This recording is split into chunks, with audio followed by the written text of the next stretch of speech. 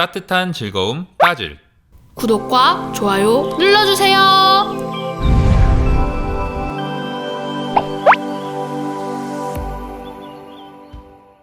5학년 도덕 2단원 내 안의 소중한 친구 두 번째 시간 내가 주인이 되어야 해요. 안녕하세요. 여러분들의 도덕적인 삶을 위해 함께 공부하고 있는 따질쌤입니다. 한 주간 건강하고 즐겁게 잘 지냈나요? 그럼 오늘 2단원 두 번째 도덕 시간 시작해볼까요? 오늘 도덕 수업을 시작하기 전 마음을 가꾸는 시 한 편 읽어드릴게요. 여러분, 기쁨과 슬픔이라는 감정을 무엇에 비유할 수 있을까요? 허은실 시인은 기쁨과 슬픔을 동전의 양면이라고 비유했습니다. 기쁨과 슬픔에 대한 시, 동전의 양면처럼을 함께 읽겠습니다. 동전의 양면처럼. 허은실. 기쁨과 슬픔은 마치 동전의 양면 같아서 기쁨을 주던 것이 슬픔을 안겨주기도 하고 슬픔을 주던 것이 기쁨을 안겨주기도 합니다. 내게 기쁨을 주던 친구가 전학을 가버리면 슬퍼지지만 다시 그 친구를 만날 때 더 기쁠 것입니다. 기쁨과 슬픔은 서로 마주 보고 있을 때 더욱 빛이 납니다. 선생님은 이 시를 읽고 이 영화가 떠올랐습니다. 바로 인사이드 아웃인데요. 영화에서 조이 그러니까 기쁨이 캐릭터는 항상 밝은 에너지를 풍기는 노란색으로 표현했습니다. 하지만 이상하게도 머리색만은 파란색이지요. 왜 기쁨이의 머리색만은 슬픔이와 같은 파란색일까요? 그 이유는 슬픔이 없는 기쁨이 없기 때문이 아닐까요? 기쁠 때 눈물이 나는 것처럼 기쁨과 슬픔은 서로 마주보고 있을 때 더욱 빛이 난다는 것을 영화에서 이야기하고 싶었던 것입니다.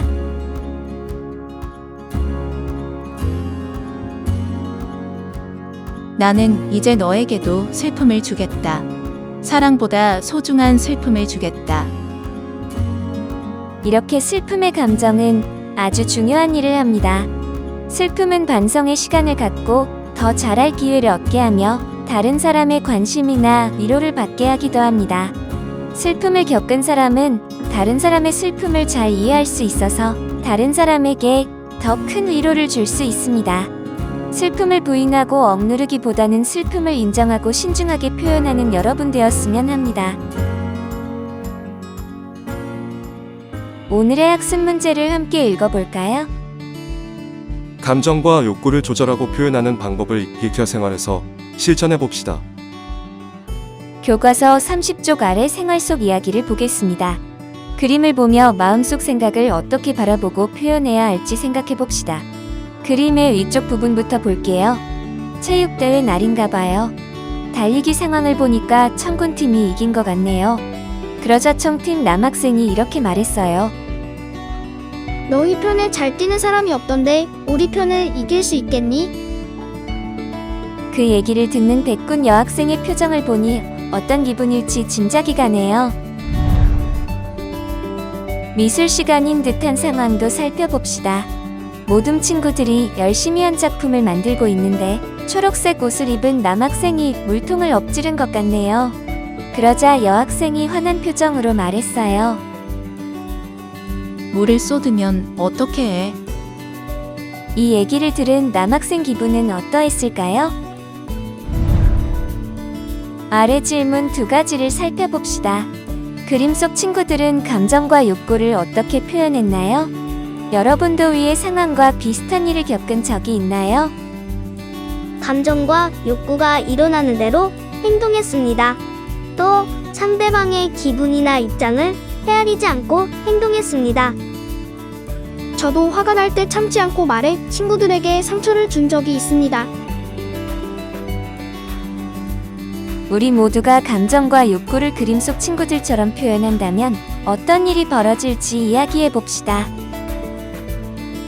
아마도 서로 마음에 상처 주는 일이 많아지고 자주 다투어서 친하게 지내기 어려울 것 같습니다. 나를 싫어하거나 피하는 친구들이 늘어날 것 같습니다.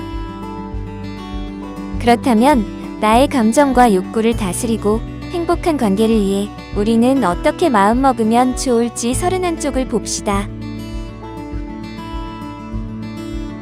아이들의 다툼은 대개 오해에서 비롯됩니다. 상황을 다르게 해석하고 긍정적으로 상황을 인식하는 것이 나의 생각과 행동에 어떤 영향을 미치는지 연습해 봅시다. 그림을 보겠습니다. 그림 속 상황을 이야기해 볼까요? 양갈래로 머리를 묶은 여학생이 교실로 들어오고 있습니다. 그런데 다른 친구들이 서로 웃고 떠들고 있어서 당황하고 있습니다. 또한 왜 나를 보고 웃지? 내 이야기를 하는 건가? 정말 속상해. 라고 생각하며 불안해하고 있습니다. 괜히 여학생은 친구들이 나만 빼고 귓속말을 하는 것 같고 내 뒷담을 하며 나를 놀리고 있는 것 같다고 생각하고 있습니다. 같은 상황을 겪어도 어떻게 해석하느냐에 따라 생각과 행동의 결과가 달라질 수 있습니다. 생각보다 오해 때문에 생기는 다툼이 많거든요. 그렇다면 우리는 어떤 관점에서 이 상황을 바라보면 좋을까요? 첫째, 상황을 있는 그대로 바라봅니다. 아이들이 왜 저러지? 나를 비웃는 건가? 내가 뭔가 실수를 한 걸까? 하는 상상을 멈추고 상황에 대해 있는 그대로 바라보는 거예요. 친구들이 무언가 재미있는 이야기를 하고 있구나 하고 말이에요. 이렇게 있는 그대로 상황을 파악하는 것만으로도 여러분이 느끼는 막막한 불안감은 줄어들 거예요. 둘째, 감정과 욕구를 긍정적으로 바꾸어 봅니다. 친구들의 행동을 긍정적으로 바라보고 그때 내가 느끼는 감정과 욕구는 무엇일지 생각해 봅시다. 이렇게 바꾸어 볼 수 있겠지요?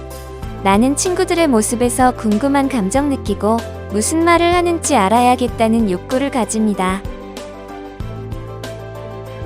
마지막으로 표현하기입니다. 나의 감정과 욕구를 파악했으면 행동으로 실천하는 것이 중요합니다.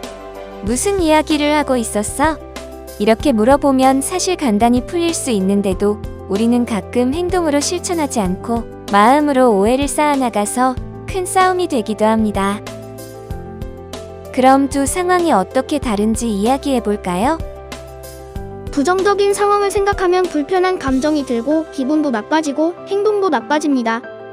반대로 긍정적인 상황을 생각하면 유쾌한 감정이 들고 기분도 좋아집니다. 이제 교과서 32쪽과 33쪽을 보며 감정과 욕구를 적절하게 조절하고 표현하는 방법을 더 자세히 익혀봅시다. 감정과 욕구를 여과 없이 표현하면 오히려 갈등이 더 커지는 경우가 많습니다. 마음 신호등 3단계 활동은 학생들이 격한 감정과 욕구를 느끼는 문제 상황에서 신호등 규칙에 따라 행동을 멈춰 감정과 욕구의 온도를 낮추고 합리적 해결할 수 있는 방법을 생각하여 행동으로 표현할 수 있도록 도와줍니다. 마음 신호등 3단계 자세히 살펴볼까요? 마음 신호등 3단계. 쉬는 시간에 있었던 일입니다.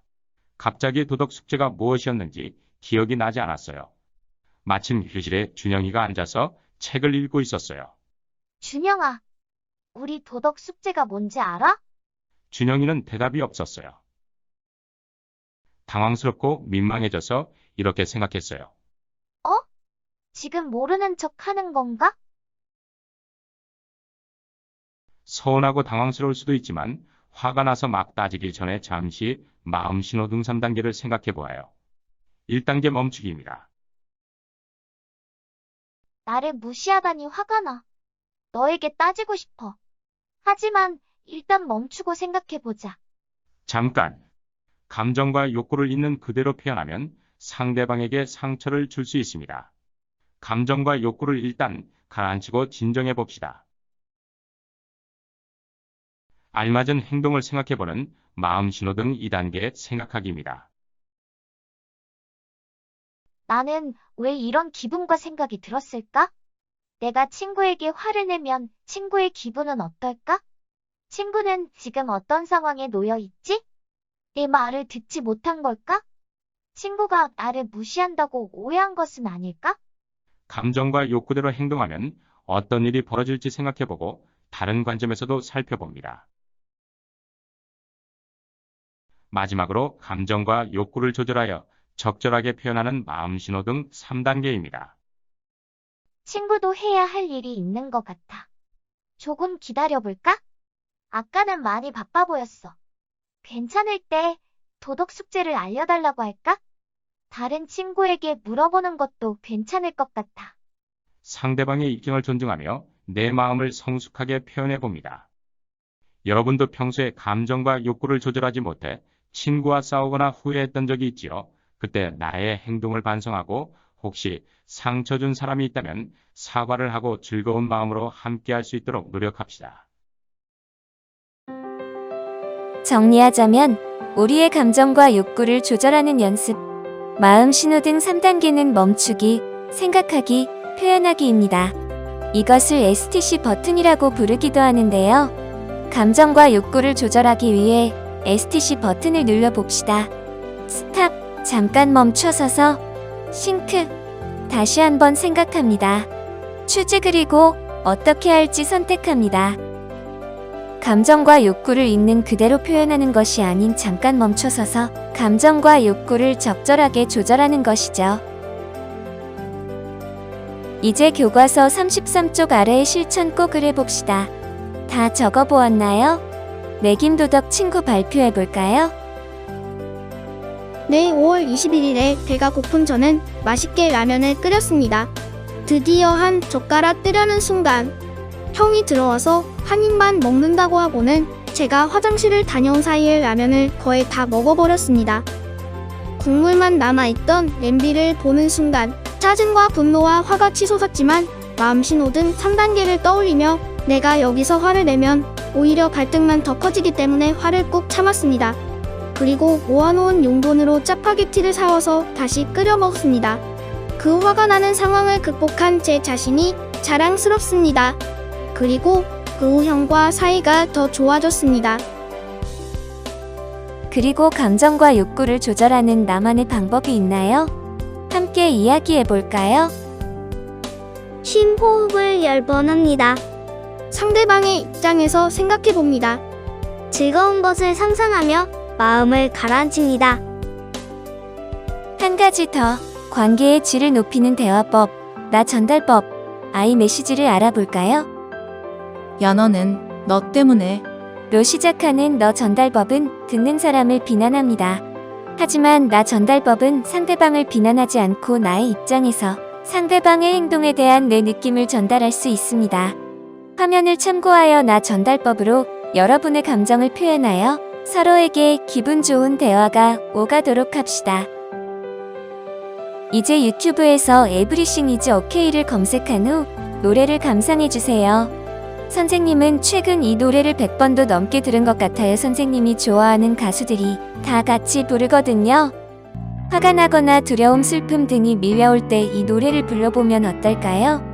마음속으로 그 일 별일 아니야, 괜찮아라고 말하면서 감정과 욕구의 온도를 낮추면 좋을 것 같습니다. 여러분들 코로나로 인해 힘드시죠? 하지만 좋아지고 있습니다. 이제 곧 등교합니다. 파이팅!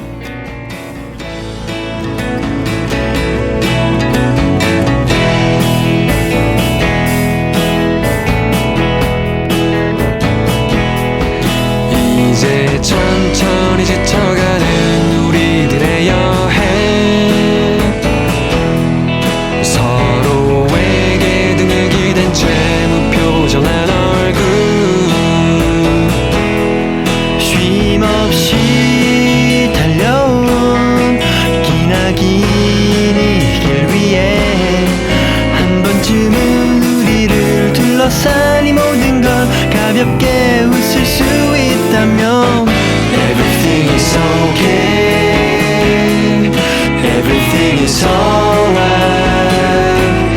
따사로운 태양은 지친 나를 비추고 있어.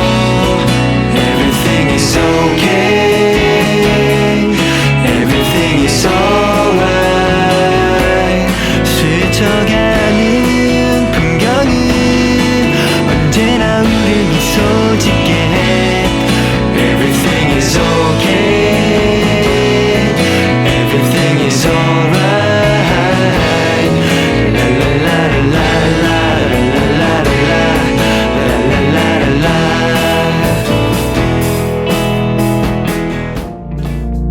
수업을 정리하겠습니다.